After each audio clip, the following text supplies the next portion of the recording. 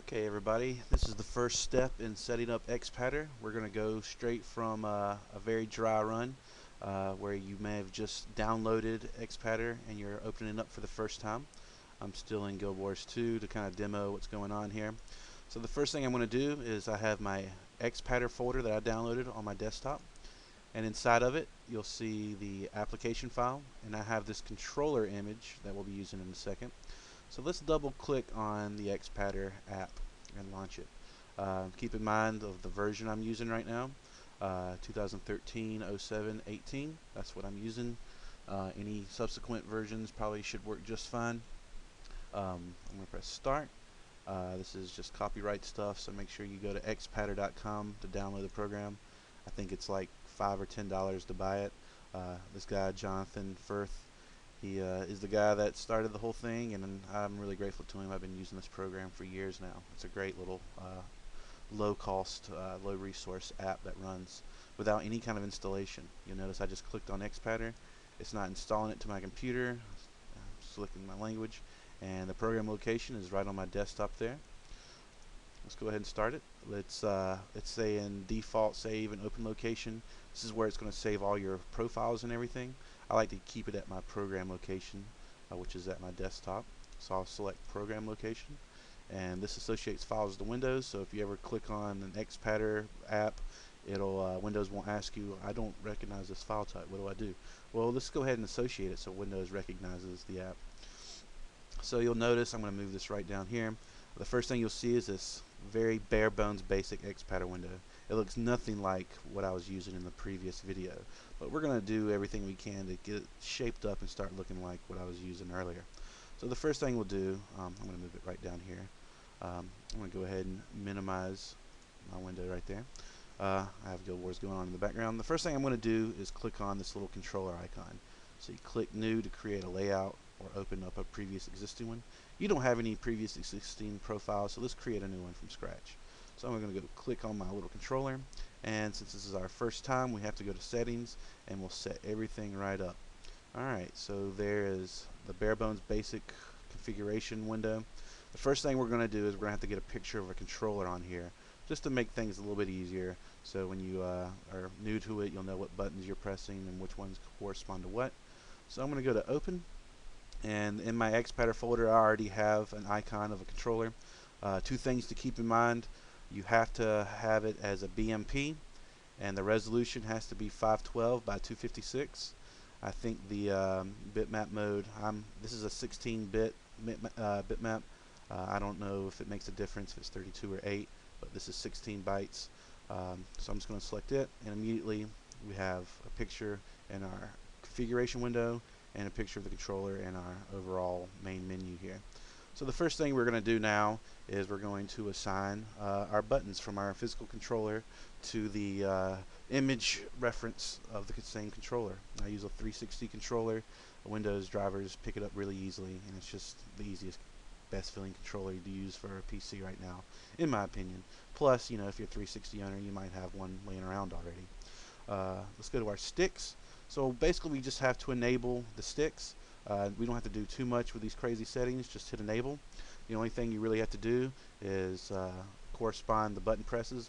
It's asking me to push the left stick to the left, so I push the physical stick to the left and press up, and then I could drag this little circle, which is basically, if you look down here, the little arrows that correspond to the button presses, and we're going to position it right on there.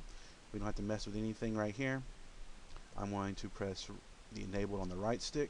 Same thing on the right stick, I press left and I pressed up, and I'm going to position my little reticle right there, and you can use this as a preview of where these little assignment boxes are going to be located.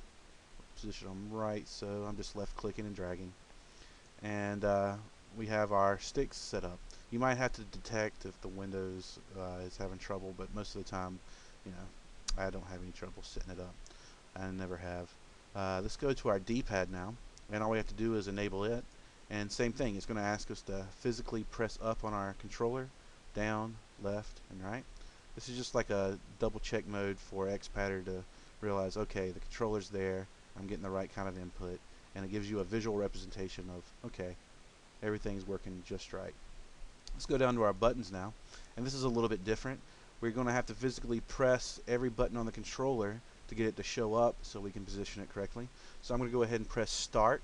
You'll notice a little square jumps up here. I'm just going to position it there. I press back. I'm going to position it on the back button. X button all the way over here for some reason. Let's put it right there. Let's do the Y button, and it's just click and dragging. Press the B button, click and drag. Press the A button, and let's click and drag it over here. Let's not forget our left stick click in, or L3. Let's click the left stick in and position it right in the center there. You can kind of use this little image here to make sure you're lining it up decently well. Right stick click in, and then we can take this. Be careful not to confuse the two boxes here. You can always figure out which box is which. If I press the right stick in, it highlights the right stick box. There we go. Left bumper right there. Click the right bumper on your controller, put it right there, and I think that's it. We can't use the middle mouse, or the middle, I keep calling it that, the middle Xbox control button. Windows or Xpadder just doesn't pick it up. So we'll just have to leave that blank. Alright, I think that's everything here. The only things left are the triggers. Let's enable left trigger and just hold and release the left trigger, and then we'll position left trigger on the area right there. Press and hold the right trigger, and there we go. Don't worry too much about these settings. Xpadder and most drivers, they say, okay, the Z-axis is basically what the triggers go for. So you don't really have to mess too much with these settings. Just press the corresponding button clicks and position them in place. Alright, great. So let's go ahead and save. I'm going to hit my save button right here on my Xpadder window, and I'm going to keep this name. It seems to work pretty well. And now we have our picture saved and all of our button layouts saved. Now let's quickly go through how we can assign all these buttons to the controller so they emulate keyboard presses. Alright, let's just start with, let's just start with the face buttons. I'm going to go with X, and I like to keep, like I mentioned earlier, I like to keep all the Xpadder buttons on the right side of the keyboard. This frees you up to still assign all the left-hand keyboard buttons the way you like them. So let's do numpad 1 for X, numpad 2 for A, and all I'm doing is just clicking the empty box and clicking the corresponding button. It has its own little keyboard visual representation there. There we go. And actually, I want to switch these. So how do we do that? Well, I'm going to go ahead and click on numpad 4, the Y button, and all I have to do is just press 3. Now you notice we have 2 3s. All I have to do is just go to the B button. I want that to be 4, and it's just that simple to switch things out. The directional pads will just be 5 through 8. It's pretty easy when you get the hang of it. Just clicking and clicking the right one. I want my triggers to be 9 and 0.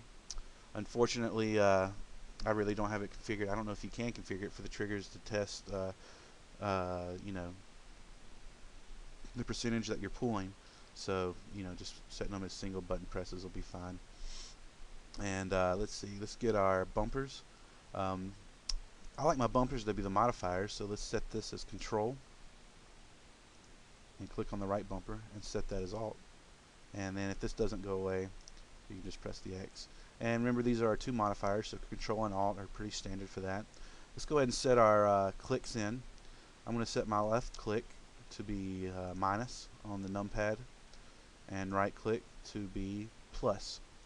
Seems fitting, plus and minus, keeping them kind of the same. For our start button, let's just make that the decimal. Alright, and now as you'll notice, all these button presses correspond to, you know, whatever they are. Alright, great. So we got most things set up. Now let's pay attention to our clicks. Oh, forgot the back button. Let's set that as asterisk. You know what, I made a mistake, but this will be a good example to show how to clear something out. My back button will go into UI mode, so I'm going to have to leave that blank. It doesn't really press anything. If you want to clear out a button, just click it and go to none, and it clears it right out. So let's pay attention to our left stick now. You see these little wrenches next to some of the boxes we have here? If I press the little wrench right here on my left stick, it gives me some shortcuts on what I want to assign it. And I like to assign my left stick as the arrow buttons on my keyboard. You could do this manually, like so, but it's a little shortcut to use the mouse or the wrench just to set it to arrows. Same thing for the right stick. The right stick's going to be my mouse movements, and you can set it to mouse normal. So if I set it to mouse normal, all of a sudden if I press up on the right stick, down, left, right, I'm moving my cursor. And right now we don't have it set up for mouse look inside the game. It's just mouse movement mode. But we can get that, figured out in the next chapter. I'm going to go over the more advanced techniques there. Real quick before we finish out, I'm going to do two more things. I'm going to name these two tabs down here, getting them set up for the next chapter, and I'm going to save my profile. So to get one named, we just simply go to the little settings button right here. I'm going to click it, go to settings, and right here on set one, let's highlight it green, go to edit, let's just name this MMO. Alright. Set 2 is what's going to control our UI mode or our cursor. So I just highlight it in green, edit, call this MMO UI. It's going to be pretty important to name these something you remember, because when we're assigning the different tricks to switch between profiles, you're going to want to know what these things are named. I'll just hit OK. Everything looks good so far, so let's go ahead and save this profile. We don't save it over here. We save it over here in the profile heading, so I'll just click the little save disk there. Let's go ahead and navigate to my Xpadder folder. We'll name this Xbox 360 MMO or something quite like that. And we're ready to go. Okay, next chapter we're going to get into mouse look mode. We're going to get into UI mode, switching between these two profiles. You'll notice if I go to MMO UI, I don't have anything assigned there. We'll figure that out next time. And we'll get to the mouse spring back. Alright, it's going to be a little bit weird, a little bit intensive with weird, obscure button commands, but follow right along. You shouldn't have any trouble. Thanks.